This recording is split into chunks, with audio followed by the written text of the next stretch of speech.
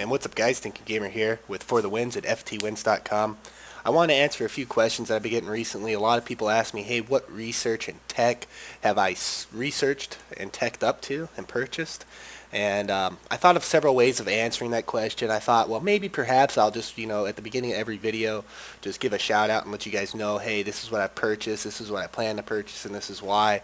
But I don't think that was working out too well because I still get a lot of questions on, hey, what did you purchase? So I thought maybe, well, I'll just go ahead and make an entire video dedicated to the research upgrades and the armory upgrades that you can get and what I think about each one of them. So I'm going to go ahead, head down to the laboratory and open the research panel here so that you get an idea of what I'm talking about. Now I'm going to go through the Protoss research here. One thing to note is when you reach 25 out of 25 on either one of the trees, any further Protoss relics or Zerg relics or research that you find will net you 10,000 each. So it's a good little way to get a little extra money that you can use on your armory upgrades. Over here we have weapon upgrades. I went ahead and picked weapon upgrades over the armor upgrades. The armor upgrades increase your life by 5% for every defensive upgrade that you pick, and the weapons increase your weapon speed. I find the weapon speed to be much greater, and it's much more noticeable than the health upgrade. Although I've heard people do like the health upgrade, I would highly recommend the weapon upgrade over that. Coming up here, I went ahead and picked microfiltering, which allows refineries to produce Vespian gas 25% faster, which I think is leaps and bounds better than this orbital depots where you can instantly call in supply depots. I guess that might be good if you constantly get in supply blocked. It allows you to just immediately build a supply depot. But I think that's really gimmicky. Anybody that stays on top of their micro and macro are not going to have need of these, and this 25% Vespian gas is going to be a whole lot better for you because there's a lot of units that require that Vespian gas, and that's like the number one thing that you're always running out of. A lot of times you have plenty of minerals and not enough Vespian gas. After this upgrade, it's going to be the opposite, which is really cool. Coming up here, I had the choice between allowing 2 SCVs to be trained simultaneously in the automated refinery. I went ahead and picked the automated refinery because, one, that allows me to save 6 SCVs right off the bat that I don't need to be mining Vespian gas, as well as one of the cool things is you can remote mine. So if there's another base out there, I'll take an SCV and just throw down a refinery on it, and it doesn't matter if it's halfway across the map. I'm just going to be getting free Vespian gas off of it without having to have a command center there. These double SCVs is also a good choice. It allows you to kind of get out SCVs really quick and replace losses. But at the same time, I didn't find it as useful as the automated refinery, so I went ahead with the automated refinery. Coming up here, I have the Raven and the Science Vessel. I think the Science Vessel is a no-brainer. Hands down, it wins. Its ability to repair mechanical things later in the game is just awesome. And it completely dwarfs all of the auto turret and other abilities that the Raven can do.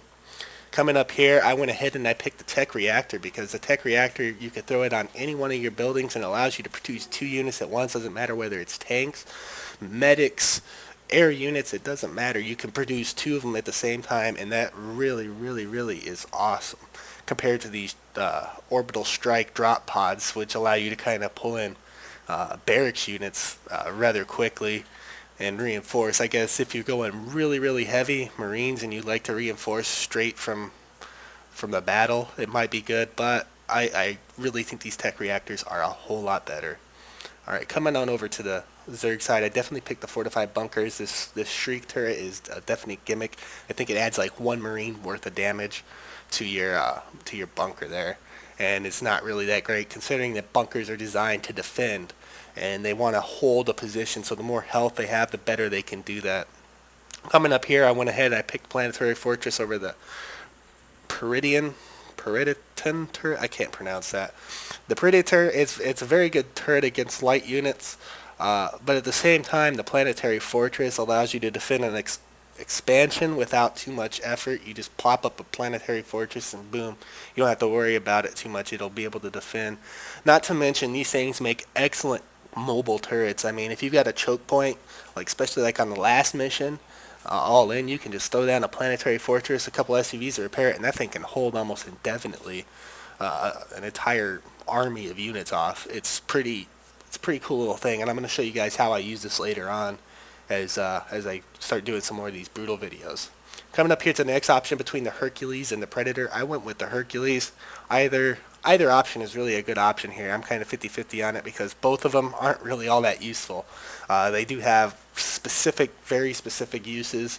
I went ahead and picked the Hercules because it's pretty cool little drop ship. You do need the fusion core to build one, but once you get them, they're pretty cool units. Moving on up, I went ahead and I picked Regenerative Biostill, which allows all of your mechanical units to automatically regenerate health, kind of like a Zerg unit already does. This in combination with my Science Vessel over here is really going to help me keep my mech alive, and the Terran mech is a very large part of your army later on in the game. Coming up here to the last choice between Hive Mind Emulator and the Side Disruptor. I went ahead and I picked the Side Disruptor because I plan on doing the all-in mission on the ground, and I think it's just a much better unit if properly placed. And I don't plan on using the Hive Mind little cheese thing to cheese Brood Lords and try to get an easy win on the air. If you are going air, though, you might want to look at how to do that. That might be an option for you to beat the all-in on air. Alright, so let's go ahead and close this out and head on down to the armory so we can kind of go over some of the upgrades down here. Alright, I do have a lot of things researched because I have gone through the majority of the game, so I do have a lot of money and stuff, but I'm going to go over some of these. As far as the base upgrade goes, at the beginning of the game, maybe upgrade your bunker. I would definitely pick range over the number of bunker slots. Go for the range first, and then maybe mid-game try to get the slots upgraded. Missile turrets, don't upgrade those unless you just have nothing else to spend your money on, or you plan on doing the all-in on air mission. The upgrades are kind of nice for those. They do some pretty cool stuff, but I don't find them overly useful in relation to the other upgrades. Your SCV here, definitely go for the repair twice as fast as soon as you possibly can, because that little ability is so awesome. It allows your SCVs to really heal up your mech stuff. The multiple SCVs can build a structure. Don't get that unless, of course, you've got that extra money laying around with nothing else to spend it on. As far as Terran buildings go, Orbital Command is an awesome thing to get. Get that as soon as you can, as soon as it becomes available. It allows you to call down mules, which is really going to boost your economy so much. So definitely that is like a must-have. Try to get that as soon as you possibly can. This fire suppression system, it allows your buildings to auto-repair to 50% and keeps them from burning down. Pretty cool little thing, but it's gimmicky. That's one of them other things you don't want to get unless you're running out of things to spend your money on. Let's come on down here to infantry. The first thing you must do is upgrade your Marines. Stim packs and combat shields both. Marines are one of those units in the game where you're going to use these guys almost every single mission. So definitely upgrade these guys as soon as possible. Get both of those on there. The medic, I went ahead and I tried to get this as soon as possible too. The second upgrade here, the stabilizer metapacks, it allows your medics to heal 25% faster and use less energy to do so. That is like an almost required upgrade because it makes your medics so much better, and it makes you really not need that many medics. I went ahead and I skipped the advanced medic facility, which allows you to build 2 medics at once without a tech reactor or without a tech lab on there. But that is kind of nullified once you do get that tech reactor because it allows you to build 2 anyways. Coming over here to the fire bat, he has 2 upgrades here. He has a 40% larger area of attack and a juggernaut plating, which increases his armor by 2. Definitely go for the armor of 2 before you get the larger area attack, because that extra armor is really, it turns him into a tank, and he can take a lot of damage. So you can add a fire bat into your little mix there, and he can be your brunt of your force. You put him out front, he'll take a lot of damage while your Marines, your Marauders sit in the back. I didn't upgrade his area attack until later on when I just had plenty of money to just spend on things. So that's definitely not a priority. You don't use fire bats all that much, so I wouldn't worry too much about it.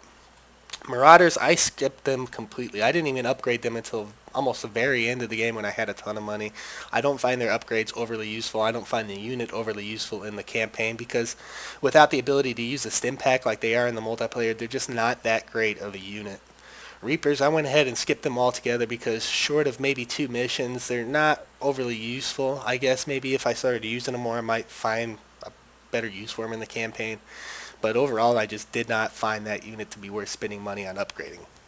Coming on down here to vehicles, something to note, the Vulture, the Goliath, and the Diamondback are all junk. Every one of those units you're barely going to use. You might use them in their introduction mission, and that's about it. They're junk. Do not spend any money upgrading them. The Siege Tank, both of these, immediately purchase the upgrades for the Siege Tank. They're absolutely required. They're like 2 of the best upgrades you could do in the armory, hands down, is both of these upgrades. So definitely get both of those upgrades. The Hellion would be the only other unit I would upgrade in the vehicle section. And again, I almost waited till the very end of the game to upgrade it when I had extra money because you don't really use the Hellion all that much. I mean, if you do, then by all means upgrade it, but I don't use the Hellion all that much. Come in here under Starships. Don't upgrade the Wrath. It's a piece of junk. It's kind of like a Viking mixed with the Banshee, except it has a really very weak ground attack thing. So I went ahead and upgraded my medevac. I didn't upgrade the rapid deployment tube until almost the very end when I had extra money, because I do have access to that Hercules, which basically allows me to do the same thing anyways with a larger force. The Viking, both of these upgrades are excellent for the Vikings. Definitely go for the area of effect damage missiles before you upgrade its range. The Viking is a very, very good anti-air unit, and you're going to be using it a lot, especially if you're doing the all-in on air mission. Get both of these upgrades. The Banshee is also another pretty cool little unit. It's very versatile. I went ahead and upgraded both of those.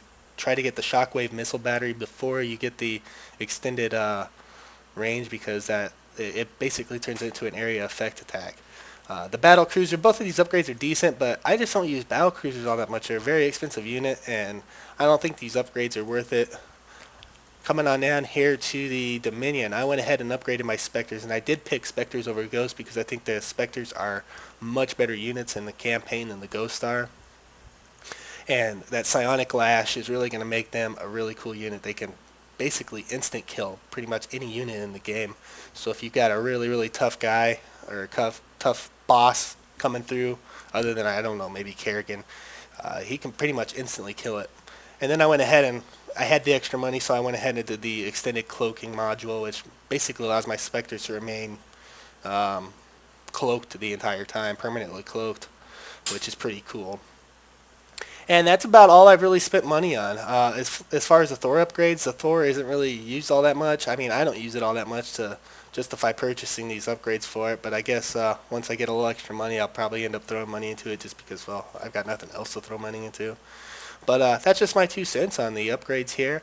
And now, last but not least, I'm going to head over here real quick to the Cantina and show you which mercenaries I've purchased.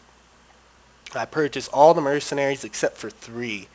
I do not buy the Marauders, I do not buy the Goliaths, and I do not buy the battleship here because I just don't find them overly useful. These Goliaths, I don't even use normal Goliaths, yet alone the elite Goliaths in the game.